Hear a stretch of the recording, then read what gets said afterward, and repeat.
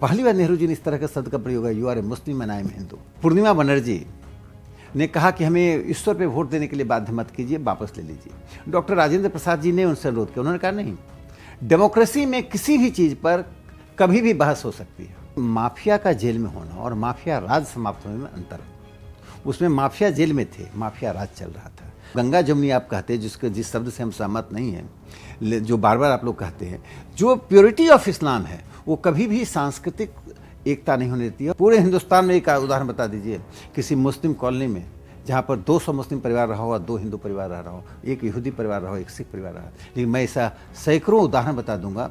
मैं दिल्ली का ही उदाहरण बता दूंगा कि अपार्टमेंट में 150 मुस्लिम हिंदू परिवार है, 2 मुस्लिम परिवार रह, उनकी धार्मिक स्वतंत्रता अक्षुण्ण बनी हुई है। किसी भी समाज का आर्थिक बैकआउट नहीं होना चाहिए। जैसे ही हम आर्थिक बैकआउट की बात करते हैं, हमारी दूरी इतनी बढ़ जाती है कि उसको फिर कभी ब्रिज हम नहीं कर सकते। मलमल के चादर उड़ा देने से जो गंदगी है वो समाप्त नहीं होती, कुछ देर के लिए हमारे आंख ओझल होता है। नमस्कार, अमरउजाला.com के मेरे कार्यक्रम खरी बात में आपका स्वागत है। हर बार की तरह इस बार भी हम एक नए मेहमान से रूबरू हैं और जैसा कि आपको पता है कि इस समय देश में संसद में लगातार 2 दिन लोकसभा में, 2 दिन राज्यसभा में संविधान पर चर्चा हुई। बहुत ये अच्छी बात ये थी कि संविधान को लेकर के सभी राजनीतिक दलों ने अपनी अपनी प्रतिबद्धता और चिंताएं जाहिर की। सत्ता पक्ष और विपक्ष के बीच में आरोप प्रत्यारोपों का भी दौर चला, लेकिन कुल मिलाकर के संविधान पर जो चर्चा हुई उससे देश के लोगों में एक बार फिर से अपने भारतीय संविधान के प्रति जागरूकता आगे बढ़ी है। संविधान का मुद्दा हो या और बहुत सारे जो ज्वलंत मुद्दे हैं, उन पर हमेशा अपनी बेबाक राय रखने वाले राकेश सिन्हा जी, जो भारतीय जनता पार्टी के नेता भी हैं और लेखक भी हैं, इन्होंने संघ के संस्थापक डॉक्टर हेडगेवार जी की जीवनी भी लिखी है। तो राष्ट्रीय स्वयंसेवक संघ के एक तरह से आप इनको विचारक भी कह सकते हैं। तो राकेश सिन्हा जी आज हमारे साथ हैं। राकेश जी, बहुत बहुत स्वागत आपका। आपने समय निकाला भी ऐसे व्यस्त समय में, जब पूरा देश इस समय संविधान की चर्चा में दिलचस्पी ले रहा है। तो चलिए संविधान से ही बात शुरू करते हैं।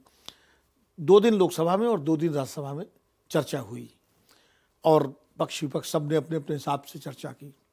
एक विचारक के रूप में और एक बौद्धिक व्यक्ति के रूप में, अपार्ट फ्रॉम पार्टी पॉलिटिक्स, क्योंकि आप प्रोफेसर भी हैं, आप इस पूरी चर्चा को किस तरह से देखते हैं?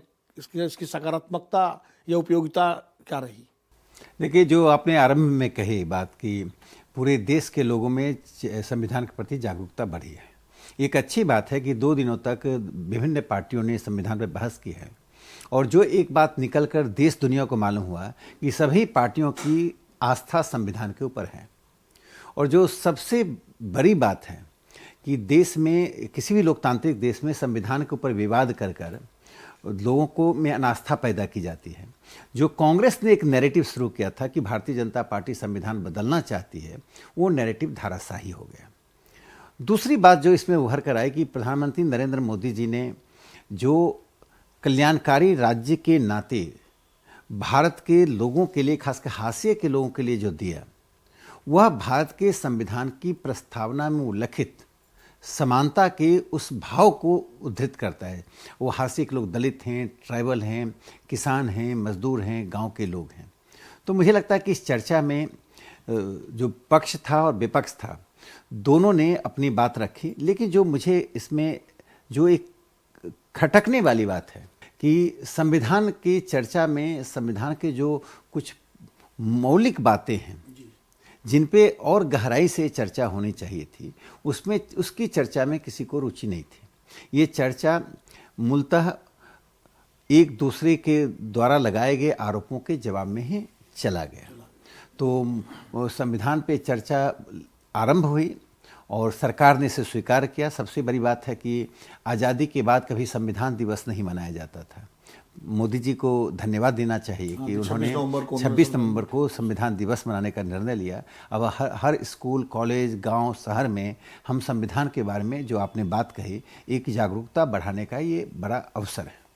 नहीं, बहुत अच्छी बात कही आपने कि मैं भी आपकी इस बात से सहमत हूँ कि इसमें थोड़ी और सार्थक चर्चा हो सकती थी, या संविधान के जो दिशा निर्देशक तत्व हैं जिनके बारे में हमारे संविधान निर्माताओं ने ये सोचा था कि आने वाली सरकारें इस दिशा में बढ़ेंगी, उनमें बहुत सारी चीज़ें हैं जिनकी तरफ अभी काम किया जाना है। उन सब पर अगर चर्चा होती बजाय आरोप प्रत्यारोप के तो शायद ज़्यादा बेहतर होता। लेकिन चलिए, चर्चा हुई, बहुत अच्छा है। अब चूंकि आपने कहा कि लोकसभा चुनाव में एक कांग्रेस ने एक फॉल्स नैरेटिव बनाया था कि भारतीय जनता पार्टी आएगी तो संविधान खत्म कर देगी, जिसको कि जो एक तरह से चर्चा वो आरोप अब खत्म हो गया। लेकिन कांग्रेस को मौका किसने दिया था? आप याद कीजिए, भारतीय जनता पार्टी के ही कुछ सांसदों ने, कुछ नेताओं ने कहा कि हम 400 पार की सीटें अगर हमारी आ जाएंगी तो हम संविधान बदल देंगे। ये अलग बात है कि जिसने जिसने कहा वो सारे चुनाव हार गए, ये भी बहुत दिलचस्प बात है। लेकिन हालांकि भाजपा की तरफ से प्रधानमंत्री जी ने या और नेताओं ने उसका खंडन किया, लेकिन उनके खिलाफ पार्टी को एक एक्शन नहीं लेना चाहिए था कि जो संविधान बदलने की बात करे तो संविधान विरोध की बात हो गई ना। देखिए, हर पार्टी में दो चार ऐसे लोग होते हैं जो बरबोलेपन के लिए जाने जाते हैं, हर पार्टी के, और हर युग में ऐसे लोग रहे। तो भारतीय जनता पार्टी इसका अपवाद नहीं है। लेकिन जिस किसी ने भी कहा, पार्टी ने तुरंत उनका खंडन किया, पार्टी की तरफ से उन्हें एक तरह से फटकारा गया। तो देखिए, किसी बड़ी पार्टी की लाइन को हम और आप, कोई व्यक्ति सड़क पे सभा में तय नहीं कर सकते, और उस एक्सट्रीम व्यूज़ को उठाकर पार्टी का व्यूज़ बना देना। अब मणिशंकर अय्यर जी ने प्रधानमंत्री मोदी जी के लिए नीच शब्द का प्रयोग किया। मैं इसको कहूँ कांग्रेस पार्टी ने किया। बीजेपी ने हमेशा मणिशंकर अय्यर जी पर अटैक किया और कहा कि आप उन पर कार्रवाई कीजिए।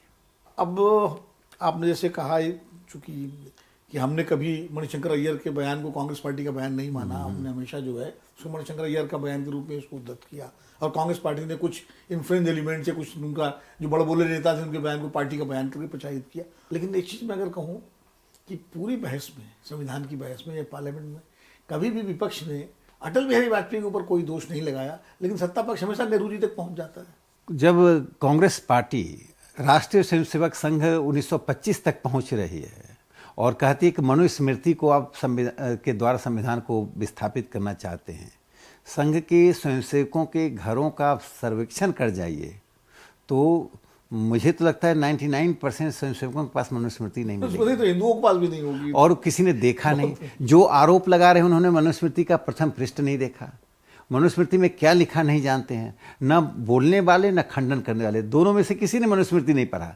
तो पॉलेमिक्स के आधार पर, जिसको हिंदी में हम उपयुक्त शब्द होता है कि नारेबाजी के आधार पर आप विमर्श नहीं कर सकते हैं और असत्य बात कहकर नैरेटिव को आगे नहीं बढ़ा सकते। जो हम अटल बिहारी वाजपेयी जी पर उन्होंने आरोप नहीं लगाया। जब अटल जी की सरकार थी तो अटल जी को इसी तरह से कटघरे में खड़ा किया जाता है। तब तो नो कॉन्फिडेंस मोशन। हाँ, तो ये तो विपक्ष की एक रणनीति होती है। जो सबसे बड़ी बात है नरेंद्र मोदी जी का, देखिए, अभी आरोप प्रत्यारोप का दौर बढ़ेगा और राजनीति में खटास और भी बढ़ेगी, क्योंकि ये जो परिवर्तन का काल है वो सामान्य काल नहीं है। एक पुरानी राजनीति को नई राजनीति स्थापित कर रही है। संक्रमण काल है। संक्रमण से भी अब एक कटुता का काल आएगा। मुझे लगता है कि आने वाले समय में और कटुता बढ़ेगी, सड़क से लेकर संसद तक। उसके दो कारण हैं कि जो व्यवस्था है वो पूरी व्यवस्था को बदलने के लिए नरेंद्र मोदी जी प्रतिबद्ध हैं। संस्कृति शब्द को, असभ्यताई पक्ष को विपक्ष ने पूरी तरह छोड़ दिया है, और ये लंबे समय तक औपनिवेशिक काल में छोड़ा गया, नेहरूवादी ने छोड़ा। नेहरू जी भारत की खोज तो लिख दिए, रामधारी सिंह दिनकर जी संस्कृति के 4 अध्याय लिख दिए, लेकिन इस देश की 3 पीढ़ी को उससे वंचित रखा गया। तो जो एक सेकुलरिज्म पे बहस है वो अभी आगे बढ़ेगी, और इसका एक बड़ा कारण है कि इस देश में बाइनरी का कोई स्थान नहीं था, परायेपन का, अदरनेस का। लेकिन संविधान के लागू होने के बाद भी भारत के अल्पसंख्यकों में यह भावना प्रतीत नहीं हुई है कि शेयरिंग द कल्चर, संस्कृति में साझेदारी दिखाएं। बिना संस्कृति में साझेदारी दिखाए हुए आप पूर्ण नागरिक नहीं हो सकते हैं। नागरिकता तो सिर्फ एक पॉलिटिकल कंसेप्ट है और कोई देश राजनीतिक अवधारणा से नहीं बनती है। राष्ट्र के लिए संस्कृति का बहुत महत्व है। राकेश जी, संस्कृति में साझेदारी तो बराबर रही है। देखिए, रामलीलाओं में सारे जो है बनाने, रावण को बनाने से लेके सारी साज सज्जा, स्टेज, मंच, सब ज़्यादातर मुस्लिम कारीगर होते थे। बिस्मिल्लाह खां जो है विश्वनाथ मंदिर के सामने शहनाई बजाते थे। अभी जाकिर हुसैन साहब का निधन हुआ, वो शिव और गणेश की स्तुति पर तबला बजाते थे। तो ऐसा नहीं, और बहुत सारे उदाहरण ऐसे हैं जो साझी संस्कृति के हैं। तो संस्कृति में साझेदारी तो रही है, और हर जगह खेल में, संगीत में, विज्ञान में, हर जगह मिलजुल के काम करने की परंपरा रही आपने है। बहुत अच्छी बात कही, मैं इसी बात को आगे बढ़ाना चाहता था और ये आपने प्रश्न बना दी के रूप में प्रस्तुत किया। देखिए, इस दारा शिकोह से लेकर जाकिर हुसैन तक एक बड़ी अच्छी सांस्कृतिक साझेदारी रही है, लेकिन ये साझेदारी इतनी माइक्रोस्कोपिक रही है, इतनी अल्प संख्या में रही है, और जो बहुसंख्यक समाज है, मैं क्या कह रहा हूँ कि देश तब चल, ये नहीं कहता कि कोई हिंदू संस्कृति को कोई थोप दिया जाए या मुस्लिम संस्कृति को हिंदू पर थोप दिया जाए। आपस के संवाद को और संस्कृति के प्रति एक दूसरे को समझने की जो आपने जाकिर हुसैन जी का नाम लिया, हमारे पूर्व राष्ट्रपति जी अब्दुल कलाम थे, कलाम साहब थे, हामिद दलवाई थे, ऐसे अनेक नाम हैं। लेकिन इन नामों के साथ एक समस्या क्या है कि इनको मुख्य धारा के मुस्लिम समाज एक किनारे कर देते। मैं एक नाम लेता हूँ, तजामुल हुसैन जी ने संविधान सभा में क्या कहा था कि minority is the British creation. Britishers have gone with them. The term and concept of minorities is gone. Kindly don't consider me as a minority, because I worship the same God with different name. That does not make me a minority. उन्होंने कहा कि इसको अपने शब्दकोश से फेंक दीजिए। हम अल्पसंख्यक क्यों हैं? उन्होंने आगे कहा, डिवाइड एंड रूल के लिए बनाया था। एक मैं और नाम बता, तो बेगम एजाज रसूल, कोई वो संघ की तो नहीं थी, मुस्लिम लीग से आई थी। उन्होंने कहा कि पार्टीशन हुआ है, पार्टीशन की में किसकी भूमिका थी हमें मालूम है लीग की, उससे निकलने के लिए मुस्लिम समाज को एक गुडविल तैयार करना पड़ेगा। ये बेगम एजाज रसूल ने संविधान सभा में कहा। तो तजामुल हुसैन हो गए, बेगम एजाज रसूल हो गए, एस.सी. मुखर्जी जी ने कहा, ये वो खुद प्रैक्टिसिंग ईसाई थे, कि अगर हम एक राष्ट्र और एक जन की कल्पना चाहते हैं, वन नेशन वन पीपुल, तो किसी भी समुदाय को धर्म के आधार पर बहुमत और अल्पसंख्यक मानना घातक होगा। तो इन सब के मिरर में यदि हम अपने आप को परिवर्तित नहीं करें, और थोपने की पद्धति बदलनी चाहिए। मैं नहीं कहता हूँ कोई थोपा जाए, समाज बनता है विमर्श से। तो मुझे लगता है कि विमर्श होना चाहिए। मुस्लिम समाज में सोशल रिफॉर्म मूवमेंट नहीं हुआ है। जब हर मस्जिद के नीचे आप मंदिर ढूंढेंगे, शिवलिंग ढूंढेंगे, जबकि मोहन भागवत जी जो संघ के प्रमुख हैं, सरसंघ चालक हैं, और मुझे लगता है हिंदुत्व की जो विचारधारा है उसके शीर्ष पुरुष हैं, उन्होंने तक ने कहा कि हर मंदिर के बीच शिवलिंग क्यों खोजना। उसके बावजूद इस तरह के जो प्रयास हो रहे हैं, तो कहीं ना कहीं विश्वास तो बढ़ता है ना। देखिए, मोहन भागवत जी ने उस प्रवृत्ति पर एक विराम लगा दिया था। यदि नहीं कहते तो हर जगह यह समस्या उठती। और लेकिन मैं दूसरी बात कहना चाहता हूँ, पिछले आज़ादी के बाद से ही हम ले लें या आज़ादी से पहले ले लें, नेहरू जी ने मुस्लिम कॉन्टैक्ट प्रोग्राम किया था। गांधी जी को आप जानते हैं, मुस्लिम समाज के बीच जाते रहे, और इस तरह से एक पूरी धारा थी, यानी हिंदू आउटरीच टू मुस्लिम्स। अब तक का जो इतिहास है सेकुलरिज्म का, वो हम जाकर कहते थे देखो हम सर्वसमावेशी हैं, वेद में ये लिखा हुआ है, उपनिषद में यह लिखा हुआ है, तुलसीदास जी ने यह लिखा है, हमने पारसियों के साथ ऐसा किया, हमने यहूदियों के साथ ऐसा किया, यह सब कहते हैं, हमारे राजा ऐसे थे। इसको आउटरीच कहते हैं। लेकिन अब मुस्लिम आउटरीच टू हिंदू नहीं हुआ कभी तक। अब समय आ गया है, यदि आप ये चाहते हैं कि इस तरह की चीज़ें रुके, तो एक तरफा नहीं चलता, एक हाथ से ताली नहीं बजती है। अब मुस्लिम आउटरीच टू हिंदू होना चाहिए, वे स्वयं आके पहल करें और हिंदुओं को बताएं देखो हमारे कुरान में जो लिखा हुआ जिहाद, उसका शब्द ये है, और भारत के मुसलमान ऐसे हैं। सीरिया का मुसलमान कुछ भी कर सकता है, अफगानिस्तान का कुछ कर सकता है, ईरान का कर सकता है, लेकिन भारत का मुसलमान है। यह आउटरीच जब तक नहीं चलेगा, इस समस्या का समाधान नहीं होगा। देखिए, मलमल के चादर उड़ा देने से जो गंदगी है वो समाप्त नहीं होती है, कुछ देर के लिए हमारे आँख ओझल होता है। आज जो सांप्रदायिकता की समस्या है, जिसके लिए गणेश शंकर विद्यार्थी जी ने जिसके लिए शहादत दी, जिसके स्वामी श्रद्धानंद ने शहादत दी, लाखों लोग बेवजह मारे गए, और आज़ादी के बाद दंगों में नहीं कुछ तो 50,000 से अधिक लोग मारे गए। उसको यदि हम स्थायी समाधान के लिए नहीं ढूंढेंगे, समाधान मुसलमान और हिंदू का नहीं, समाधान सांप्रदायिकता का है, और सांप्रदायिकता के समाधान के लिए जो चाहे कम्युनिस्ट पार्टी हो, आप एक समाजवादी पक्ष का मत रखते हैं, आपका ही मैं लेता हूं विनोद जी, आप कोई कोशिश करते हैं, तो अंततः आप हिंदू ही हैं।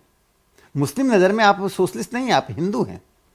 वो कुछ देर के लिए आपके समर्थन में खड़े होंगे, मेरे विरोध में खड़े होंगे। मेरा कहने का तात्पर्य है, 10 ऐसे मुसलमानों का नाम बताइए जो कि इस तरह के प्रयास में पूरे अपने समाज में जाके काम कर रहे हैं, टेलीविज़न पर आकर काम करना या सभाओं में बोलना, अपने समाज में काम कर रहे हैं कि नहीं, हम जो कर रहे हैं गलत कर रहे हैं। नहीं, एक प्रयास मोहन भागवत जी ने किया था, मुझे याद है कि जब वो यहाँ सुनहरी रोड पे मस्जिद पे गए थे और वहाँ मिले थे, और वो बराबर ये बात कहते हैं कि हिंदू और मुसलमानों का भारत में डीएनए एक है और उनके बिना हम भारत की कल्पना नहीं कर सकते। इस तरह के बहुत सारे उनके स्टेटमेंट हैं। लेकिन फिर उसके बाद एक ताज़ा स्टेटमेंट आ गया कि बटेंगे तो कटेंगे। तो ये विरोधाभास जो है ये क्यों है? देखिए, मोहन भागवत जी ने, मैं हिंदुत्व के आंदोलन के इतिहास में मोहन भागवत जी ने सबसे अधिक वैज्ञानिक तरीके से, व्यवस्थित तरीके से और बहुत ही सधे शब्दों में एक ऐसा वातावरण तैयार किया जो मुस्लिम समाज को उसका लाभ उठाना चाहिए था, आउटरीच के लिए। और वो आपने जैसा कहा, वो यहाँ तक मस्जिद तक गए। मोहन भागवत जी संघ के सरसंघचालक ही नहीं, हिंदुत्व समाज के सबसे बड़े प्रवक्ता हैं। उनकी बात ऑथेंटिकली सुनी जाती है, उनको एक अभिभावक के रूप में देखा जाता है। सिर्फ मुस्लिम समाज उनके प्रति अच्छे शब्द बोले, मुस्लिम समाज में उनके प्रति बहुत अच्छी राय बनी है और लोग बोलते हैं। मैं चाहता हूँ इसको ठोस रूप में परिणत हो, जो एक कमी मुस्लिम समाज की है। इसका कारण है कि वहाँ का जो मध्यम वर्ग है मुस्लिम समाज का, वो पहल नहीं ले रहा है। जो मिडिल क्लास है वो बड़ा वाइटल रोल प्ले करता है। हिंदू समाज में भी जब भी परिवर्तन हुआ, चाहे राजनीतिक, सामाजिक, सांस्कृतिक, तो मध्यम वर्ग के ही द्वारा हुआ। तो मुस्लिम समाज का मिडिल क्लास वो चुप बैठा रहता है, वो सिर्फ अवसर की तलाश करता है कि सांप्रदायिक झगड़े में उसको राजनीतिक लाभ, सांस्कृतिक लाभ और आर्थिक लाभ मिले। यह जो अवसरवाद है मध्यम वर्ग का, मुस्लिम मध्यम वर्ग का, बहुत ही घातक है और वही मुस्लिम समाज को पीछे छोड़ रहा है। एक वो बात रही। और दूसरी बात जो आपने उसी में उठाया कि बटेंगे तो कटेंगे, ये किसी समाज के खिलाफ नारा नहीं है। हिंदू समाज को जो तोड़ने की कोशिश हो रही है कि तुम जातियों में बढ़ जाओ, अस्पृश्यता के नाम पर बढ़ जाओ, तो सब स्वाभाविक है। जहाँ जहाँ हम बटे वहाँ पर जमीन कटा, लोग कटे। आप देखिए, व्यवहारिक बात हम करते हैं, एक अपार्टमेंट में जिसमें 100, मेरे जैसा व्यक्ति ऐसा यदि बोल रहा है तो बहुत कष्ट से मैं बोल रहा हूँ, 100 मुस्लिम परिवार रह रहा हो, वहाँ 2 हिंदू परिवार नहीं रह सकता। मुझे पूरे हिंदुस्तान में एक उदाहरण बता दीजिए, पूरे हिंदुस्तान में एक उदाहरण बता दीजिए किसी मुस्लिम कॉलोनी में जहाँ पर 200 मुस्लिम परिवार रहा हो, 2 हिंदू परिवार रह रहा हो, एक यहूदी परिवार रहा हो, एक सिख परिवार रहा हो। लेकिन मैं ऐसा सैकड़ों उदाहरण बता दूंगा। मैं दिल्ली का ही उदाहरण बता दूंगा कि अपार्टमेंट में 150 मुस्लिम हिंदू परिवार है, 2 मुस्लिम परिवार रह, उनकी धार्मिक स्वतंत्रता अक्षिण्ण बनी हुई है। यह जो समस्या है, ये जो व्यवहार, देखिए लोकतंत्र क्या है, हम व्यवहारिक बात करें, जो मन में है बात करें। हमसे कही गई बात को, अब जो संविधान सभा में एक बात आई के मुंशी जी ने उठाया, जो भारत के पहले राजदूत थे वेटिकन को हमने 1948 में रिकॉग्नाइज कर दिया। वो जब गए तो उन्होंने क्या कहा कि ईसा मसीह के आदर्श सिद्धांतों को अपनाकर, उससे ताकत लेकर, उन्हीं को आगे बढ़ाकर हमने अपने को स्वतंत्र किया। अब बताइए, किसी ने उनको यह नहीं कहा कि आप वेटिकन के एजेंट हैं। दूसरी तरफ लोकनाथ मिश्रा जी ने कहा कि सेकुलर शब्द का प्रयोग एक छलावा है, ये भारत की पुरानी संस्कृति को भुला देने के लिए सेकुलर स्टेट का प्रयोग है। किसी ने उन्होंने नहीं कहा कि हिंदू फंडामेंटलिस्ट हो। संविधान सभा में एक से एक एक्सट्रीम मत आए, लेकिन किसी ने एक दूसरे को नहीं कहा कि तुम हिंदू फंडामेंटलिस्ट हो, तुम मुस्लिम फंडामेंटलिस्ट हो, तुम प्रगतिशील हो, तुम प्रतिक्रियावादी हो। इन शब्दों से हमें परहेज करना चाहिए। अभी मैंने नजीब जंग साहब का इंटरव्यू किया था और भी कुछ मुस्लिम इंटेलेक्चुअल से मेरी बात हुई। उनका कहना है, साहब हमने आउटरीच किया, हम तो मोहन भागवत जी से मिले थे जाकर के, कई जो मुस्लिम इंटेलिजेंशिया के लोग थे, 8-10 लोग थे। तो उसके बाद हमें उम्मीद थी कि मतलब इसका कुछ परिणाम निकलेगा, लेकिन जिस तरह सड़कों पर लिंचिंग की घटनाएं होती रहीं, उनमें कोई सार्थक किसी तरह की रोक नहीं लगी, या जिस तरह सुप्रीम कोर्ट के फैसले के बाद अयोध्या वाले मामले में फैसला आ गया था, उसके बाद ये माना गया था कि अब जो है किसी तरह की जो है आगे कोई विवाद नहीं होगा, ये उम्मीद जाहिर की गई थी। उसके बाद जिस तरह जगह जगह दरखास्तें दी जा रही हैं मस्जिदों में और दरगाहों में मंदिर खोजने की, तो एक तरफ तो हम लोग मिले, हमें उम्मीद थी, लेकिन दूसरी तरफ वो सारी जो मुसलमानों को अलग थलग करने की कोशिश है, उसमें कोई कमी नहीं आई। देखिए, मैं नजीब जंग जी का अपना एक मत है, बड़े सुलझे हुए व्यक्ति हैं, लंबे समय से सार्वजनिक जीवन रहे हैं। नहीं, ज्यादातर जो उनके साथ सबका ही है इस नहीं, तरह बात करना। मैं दूसरी बात कर रहा हूँ। आप उन लोगों को छोड़ दीजिए जो मस्जिदों में शिवलिंग ढूंढ रहे हैं। हिंदू समाज में तो 100 करोड़ की हिंदू समाज है ना। गांव में, शहर में, मध्यम वर्ग में, व्यवसायी वर्ग में, नौकरशाहों में। मैं कह रहा हूं कि जो कुलीन है उनको आप छोड़ दीजिए। गैर कुलीन जो सामान्य लोग हैं उनके बीच में कितना तारतम्य है। जो आपने एक बहुत अच्छी बात कही थी कि जो हिंदू त्योहारों के जो चीज़ बनते हैं वो मुस्लिम कारीगर होते हैं, अब मुस्लिमों का बनता तो उसमें हिंदू कारीगर रहते हैं। ये तो पुराना सिद्धांत है कि जो ज़मीन पे बेचारा काम कर रहा है उसकी कोई जाति धर्म नहीं है, इसलिए किसी भी समाज का आर्थिक बायकॉट नहीं होना चाहिए। ये जैसे ही हम आर्थिक बायकॉट की बात करते हैं हमारी दूरी इतनी बढ़ जाती है कि उसको फिर कभी ब्रिज हम नहीं कर सकते हैं। किसी भी समाज का आर्थिक बहिष्कार करना कोई समाधान नहीं है। समाधान निकालने का एक तरीका है, हम सांस्कृतिक, जो मोहन भागवत जी ने कहा है, हम सांस्कृतिक रूप से एक दूसरे को जाएं। हम तुलसी का पौधा लेकर मुस्लिम परिवार में जाएं, हम केले का पेड़ लेकर मुस्लिम समाज में जाएं, हम पीपल का पेड़ लेकर मुस्लिम समाज में जाएं, वो हमारे पास आएँ। देखिए, गाँवों में जो हिंदू मुस्लिम रह रहे हैं वहाँ कम्युनिटेरियन लाइफ है, सामुदायिक जीवन है। वहाँ कौन चाचा है और कौन भतीजा है पता नहीं चलेगा। यहाँ जब ताजिए निकलते थे तो उन ताजियों के पीछे जो मुस्लिम औरतें जाती थी तो क्या गाती थी? वो गाती थी कि हमारे इमाम हुसैन पियासे मार दिए, हाय राम हम का करी। तो इमाम हुसैन भी हैं और राम भी हैं। तो ये जो साझी संस्कृति थी जो जिसकी आप बात कर रहे हैं, इस पर जो ग्रहण लगता है वो दिखाई पड़ रहा है। ये मैं बताता हूँ, बहुत महत्वपूर्ण बात आपने कहा और एक बड़ा अच्छा इंस्टांस लोगों में, जो मुझे भी नहीं मालूम था, ये गीत गाया जाता है, ये सब बातें रिकॉर्ड में आने चाहिए, नहीं तो खो जाएंगी। नागौर में अल्लाह गॉड की मूर्ति बनती थी और जुलूस निकलता था। 7 बार उस जुलूस में जो चला गया वो हज यात्रा के बराबर माना जाता था। आप 1872 से लेकर 1941 तक में 8 सेंसस हुए। ब्रिटिश साम्राज्य ने फेमिन में भी सेंसस नहीं रोका। ब्रिटिश साम्राज्य ने 21, 31, 42 के मूवमेंट के दौरान भी सेंसस किया। उस सेंसस रिपोर्ट को आप पढ़ जाइए। उस सेंसस रिपोर्ट में एक विनोद जी बहुत इंटरेस्टिंग बात है कि मुस्लिम समाज ने इस तरह का जो प्यूरिफिकेशन ऑफ रिलीजन, इस्लाम की प्योरिटी के नाम पर ऐसा करने वालों पर प्रहार किया। तो लोग कहते हैं हम छिप कर, फिर हम कुछ मुस्लिम मूर्ति रखते थे छिप कर, जब कोई मौलवी आता था तो मूर्ति को छिपा लेते थे। तो हिंदू समाज में कोई परहेज नहीं है। हिंदू समाज में कोई तजिया में चला गया तो उसे कोई पंडित, कोई पुरोहित या कोई शंकराचार्य जी का सो कॉल्ड नोटिस नहीं आता है। लेकिन ये जो इनहिबिशन, जो अंग्रेजी का शब्द है, एक रोक है, कि नहीं करना, ऐसा करने से तुम्हारा इस्लाम मिट जाता। 2 बातें होते हैं, इस्लाम का मिट जाना, इस्लाम का खतरे में होना। खतरे में होना राजनीतिक नारा है, इस्लाम का मिट जाना सांस्कृतिक प्रश्न है। तो ये जो सांस्कृतिक प्रश्न करते हैं कि यदि ऐसा करोगे तुम्हारा इस्लाम समाप्त हो जाएगा, तुम मुस्लिम नहीं रह जाओगे, तुम प्योरिटी ऑफ इस्लाम, ये भारत में जो आप गंगा जमुनी आप कहते हैं, जिस शब्द से हम सहमत नहीं हैं, जो बार बार आप लोग कहते हैं, जो प्योरिटी ऑफ इस्लाम है वो कभी भी सांस्कृतिक एकता नहीं होने देती है। और नेहरू जी का वो कोटेशन सबको याद रखना चाहिए। नेहरू जी से हमारे बहुत अंतर है, लेकिन अलीगढ़ मुस्लिम यूनिवर्सिटी में 1948 में उन्होंने भाषण देते हुए कहा था कि क्या आपको महसूस होता है जब आप किसी बड़े हमारी विरासत के पास से गुजरते हैं, आपके हृदय में कोई धड़कन होती है, या आप उसको अलग थलग एलियन मान के चले जाते हैं? ये सवाल पूछा और कहा, और पहली बार नेहरू जी ने इस तरह का शब्द का प्रयोग है, you are a Muslim and I am Hindu. लेकिन आप मुस्लिम, आप हिंदू हैं, लेकिन कि आपको ये महसूस होता है कि हम समान रूप से ट्रस्टी हैं संस्कृति के?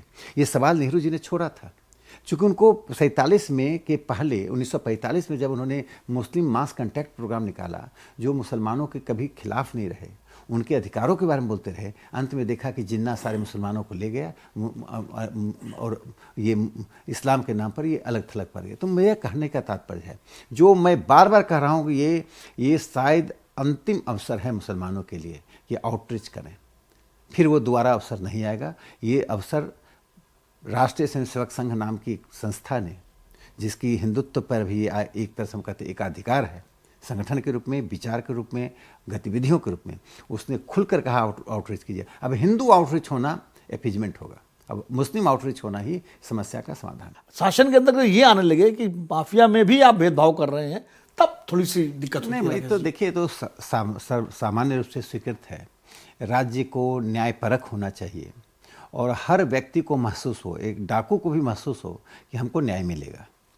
तो न्याय तो सबसे बुनियादी अवधारणा किसी भी राष्ट्र राज्य के लंबे समय तक अस्तित्व में बने रहने का होता है। लेकिन माफिया का जेल में होना और माफिया राज समाप्त होने में अंतर है। लेकिन चूंकि नरेंद्र मोदी जी कर रहे हैं, तो इस पर भी आपत्ति हो रही है। नहीं, आपत्ति जिसको होगी होगी, लेकिन देश की जनता तो स्वीकार कर रही है। तीसरी बार उनको प्रधानमंत्री बनने का मौका इसीलिए मिला है, उनके इन्हीं कामों की वजह से। एक और विनोद जी मैं यहाँ कहना चाहूँगा जो आपके श्रोताओं दर्शकों को बहुत अच्छा लगा, कि महिलाओं का वोटिंग राइट तो था, लेकिन कल्चरली वोटिंग राइट नहीं था, सांस्कृतिक रूप से वोटिंग राइट नहीं था। पति जो कहेगा, पिता जो कहेगा, भाई जो कहेगा, लोग जो कहेंगे, किसको देना महिलाओं को बताया जाता था। पहली बार, मैं पढ़ी लिखी महिलाओं की तो बात नहीं कर रहा हूँ, जो गांव की गरीब, ट्राइबल, दलित, ओबीसी और जिसको मार्क्सवादी सर्वहारा कहते हैं, उन महिलाओं ने निर्णय अपने बल पर लेना शुरू किया। कहते हैं हमें कुछ पता नहीं। इसलिए आपको लगेगा जिन बस्तियों में पुरुष कह रहा है कि हम वोट दे रहे हैं आरजेडी को, ये कम्युनिस्ट को या कांग्रेस को, वहाँ वोटिंग लगता रहे, वहाँ तो चूंकि महिलाएं मुखर नहीं थी, महिलाओं को पता चल रहा है कि उनके अकाउंट में पैसा आने से, उनके सशक्तिकरण करने से, टॉयलेट बाहर नहीं जाने से, उनकी जो एक सम्मान और डिग्निफाइड नागरिक जो बनी है, वो सीधे मोदी जी को क्रेडिट देती हैं। इसलिए नरेंद्र मोदी जी ने महिलाओं की राजनीतिक स्वायत्तता को बहाल करने का काम किया, जो भारत की राजनीति में पैट्रियार्कल पॉलिटिकल डोमिनेशन को समाप्त किया है। Indian democracy was victim of the patriarchy. Bharat का लोकतंत्र था, लेकिन पितृसत्तात्मक समाज के कारण महिलाएं उसमें दबी थी। प्रधानमंत्री मोदी जी ने पितृसत्तात्मक को समाप्त कर। एक और छोटी बात, छोटी लेकिन बहुत बड़ी बात है, मैंने संसद में भी इस भाषण में कहा। एक बार मेरी पत्नी ने कहा कि सैनिटरी नैपकिन खरीद के आओ। मैं दिल्ली यूनिवर्सिटी में पढ़ा, दिल्ली यूनिवर्सिटी का प्रोफेसर, और दुकान से लौट गया, चूंकि कई लोग खड़े थे। 3 बार गया, 3 बार लौट गया। अंत में मैंने लिख कर दिया और उसने मुझे काले पॉलीथीन में ऐसे छिपा कर दिया जैसे कि मैं कोई स्मगलिंग कर रहे हो। प्रधानमंत्री नरेंद्र मोदी जी ने लाल किले से इस शब्द का प्रयोग करके उस टैबू को तोड़ दिया। तो मैं इस प्रधानमंत्री जी को एक सिर्फ पॉलिटिकल लीडर ही नहीं, एक सोशल एंड कल्चरल लीडर मानता हूँ। इसलिए मैंने कहा he is a daring cultural nationalist and social democrat. इस पर तो मुझे एक छोटा सा किस्सा याद आ गया, आपके बिहार का ही। 2015 का विधानसभा चुनाव था, तो मैं घूम रहा था, एक गांव में गया, तो सवर्णों का गांव, भूमिहार बिरादरी के लोगों का बड़ा गांव था, वर्चस्व था। वहाँ मैं लोगों से मिला तो सब एनडीए बीजेपी की बात कर रहे थे। हम लोग निकलने लगे तो कुछ महिलाएं खड़ी थी, उन्होंने बुलाया इशारे से कि हमारी बात भी सुन लीजिए। तो हम लोग मान के चल रहे थे उनके परिवारों की महिलाएं हैं, वही कहेंगे जो पुरुष। तो उन्होंने कहा कि देखिए, मर्द लोग कुछ भी कहें, हमारा वोट तो नीतीश बाबू को जाएगी। तो हमने कहा क्यों? तो जो बात आपने कही ना, शराबबंदी के कारण ना, शराबबंदी तब नहीं हुई थी, शराबबंदी उसके बाद हुई। सैनिटरी नैपकिन के लिए जो 150 रुपये महीने का जो अलाउंस उन्होंने महिलाओं को देना शुरू किया था, वो, और दूसरा साइकिल लड़कियों को, ये 2015 की बात बता रहा हूँ। तो ये बात सही कह रहे हैं कि जब महिलाओं के लिए सीधे कोई योजना आती है, और मोदी जी ने तो गुजरात में बहुत काम किया इस को लेकर के, महिलाओं पर अत्याचार, उत्पीड़न घटनाएं अभी भी राज्यों से आ रही हैं, जो चिंता का विषय है। इस पर सरकारों को एक सार्थक हस्तक्षेप करना चाहिए। मुझे लगता है इसके लिए भी कुछ सांस्कृतिक चेतना और उसकी भी तो ज़रूरत है। देखिए, मैं जो मानता हूँ कि किसी भी लोकतंत्र में 3 लेयर्स होते हैं। एक जनता का, जिसमें राजनीतिक कार्यकर्ता शामिल होता है, एक नेतृत्व का, जो जिसमें राजनीतिक दल होते हैं, एक बीच का लेयर होता है जो पॉलिटिकल होते हैं लेकिन इलेक्टोरल पॉलिटिक्स का हिस्सा नहीं होते हैं, राजनीति में होते हैं लेकिन चुनावी राजनीति का हिस्सा नहीं होते हैं। जो एक समय BM तारकुंडे थे, ND पंचोली थे, वो सब हमारी विचारधारा के लोग नहीं थे। इंद्र मोहन जी थे, जयप्रकाश बाबू थे, विनोबा भावे थे, ये सब राजनीतिक व्यक्ति थे। कुलदीप, तो बहुत तरह के थे, सभी तरह उनके विचारधाराएं, कोई संघ की ओर झुके थे, कोई वामपंथ की, लेकिन बड़ा वर्ग था। भारत में 80 के दशक के बाद से इस वर्ग का धीरे धीरे सिकुड़ना शुरू हो गया, समाप्त हो गया। इसलिए समाज में एक ऐसा वर्ग आना पड़ेगा जो दलीय से पद्धति और जनता के बीच में कारगर एक संतुलन बनाकर रखता है, नागरिक चेतना बनाता है। छात्र राजनीति जो है वो भी इस देश में लगभग खत्म हो गई है, जो छात्र संघों के चुनाव होते थे, जिनसे जैसे प्रधानमंत्री जी ने कहा कि 1 लाख नौजवान हम चाहते हैं कि जो गैर राजनीतिक परिवारों की पृष्ठभूमि से आए, तो कहाँ से आएंगे वो आप याद करिए छात्र संघों के चुनाव से निकलते थे। अब कुछ विश्वविद्यालयों को छोड़ दीजिए, छात्र संघ के चुनाव खत्म ही हो गए। मुझे लगता है छात्र संघ का चुनाव होना चाहिए, बहुत रेगुलेटेड नहीं होना चाहिए, फिर छात्र राजनीति नहीं बन पाती है। एक और जो आपने प्रधानमंत्री जी की बात कही, तो उन्होंने जो एक बात कही, देखिए प्रधानमंत्री जी को पर जब हम पे आरोप लगता है कि बीजेपी में भी वंशवादी लोग हैं, प्रधानमंत्री जी ने जो कहा कि हम वंशवाद को समाप्त करेंगे, तो दुबला निर्बल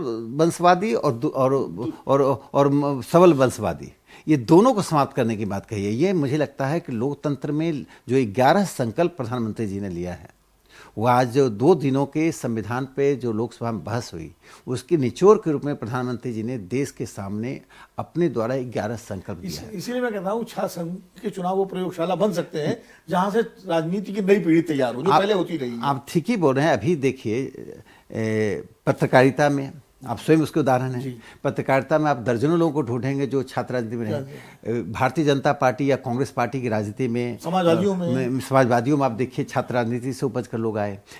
एक समय जो बीएचयू के डीयू के अरुण जेटली जी पटना से थे, वहाँ आप देखिए बीएचयू से जो राजनारायण जी स्वयं छात्र राजनीति से आए हुए थे, शरद यादव जी आए थे, या अभी जो बिहार की राजनीति में सुशील मोदी जी चले गए, नीतीश जी हैं, लालू जी हैं, सभी छात्र राजनीति। लेकिन जो मैं एक और बात कहूँगा, जो चूंकि आपके भी पृष्ठभूमि थोड़ी समाजवादी है और घोषित रूप से है, इसमें छिपाने की बात नहीं है।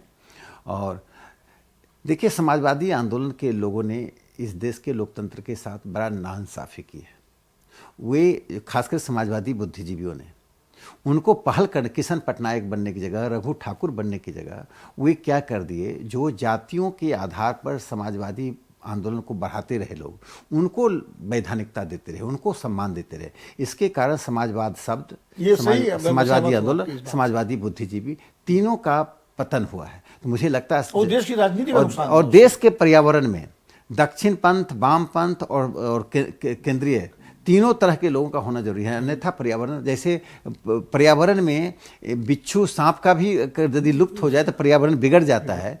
तो हर तरह के विचार के लोग, जितने वैचारिक लोग होंगे, जितनी वैचारिक बहुलता होगी, वो देश में विमर्श उतना अच्छा होगा। और अंत में मैं जो कहूँगा, ऐसा समय हो रहा है। एक सवाल बस मैं छोटा सा और करूँगा, क्योंकि आप राष्ट्रीय स्वयंसेवक संघ से भी आपका संबंध है।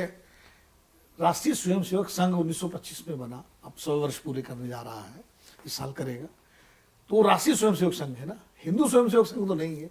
तो वो हिंदू पर इतना जोर क्यों है, वो भारतीयता पर जोर क्यों नहीं है? सारे भारतीयों को आप शामिल करिए अपने अंदर, सबको एक राष्ट्र के लिए एक नागरिक रूप में तैयार कीजिए। सिर्फ हिंदू हिंदू की बात करके। विनोद जी, आपने भी पढ़ा होगा राजा राम मोहन राय जी का नाम, और यहाँ जो 2 लोग खड़े उन्होंने भी पढ़ा, मैंने भी पढ़ा। उनको क्या कहा जाता है? भारतीय पुनर्जागरण का पिता। उन्होंने तो किसी मुस्लिम समाज में पुनर्जागरण नहीं किया।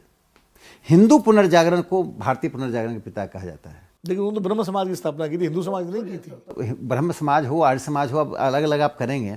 देखिए हिंदू समाज का की जो चेतना है वो राष्ट्रीय चेतना है। हिंदू समाज सर्वसमावेशी और विविधता पे आधारित समाज है। हिंदू समाज को जिस दिन विविधता समाप्त करने की बात हम कल्पना भी कर लेंगे, हिंदू समाज समाप्त हो जाएगा। हिंदू समाज का अस्तित्व ही है खान पान, रहन सहन, विचार, सब में विविधता। इसलिए उपनिषद का जो शब्द है नेति नेति, यह भी नहीं वह भी नहीं, यही हमारा एसेंस ऑफ फिलॉसफी है।